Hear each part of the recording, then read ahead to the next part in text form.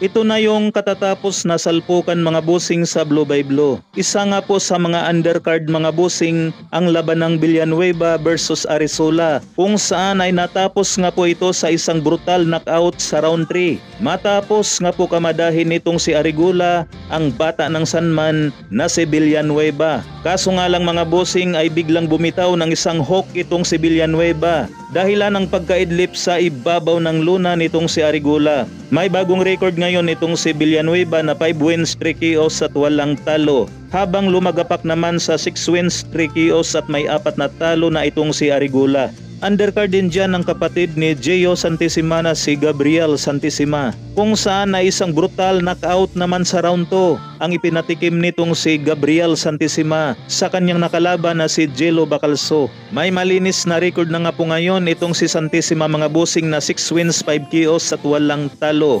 Samantala sa naging laban naman ni Jerwin Angkahas kontra sa Thai fighter na si Punpitak, kung saan ay sa round 1 pa lang mga bossing ay humandusay na nga po itong si Punpitak nang mahagip nga po ito ng isang right hook ni Jerwin Angkahas. Pero matibay itong Thai fighter mga boss, nakarecover ito kaagad. Kaso lang naging marumi ang kanyang galawan, makailan beses tinik down si Jerwin Angkahas. Kaya ang resulta disqualify sa round 5 at nakuha ni Jerwin Angkahas ang panalo. Samantala mga bossing, salpok ang main event nila Melvin Jerusalem kontra sa Meksikano na si Luis Castillo. Round 1 pa nga lang po ay humandusay na sa luna itong si Castillo. Pero talagang matibay itong si Castillo mga boss. Talagang nakikipagpukpukan ito kay Melvin Jerusalem hanggang makarating sa pinakahuling rounds, kung saan ay nakuha nga po ni Melvin Jerusalem ang panalo by unanimous decision. Matagumpay na nadepensahan ni Melvin Jerusalem ang kanyang WBC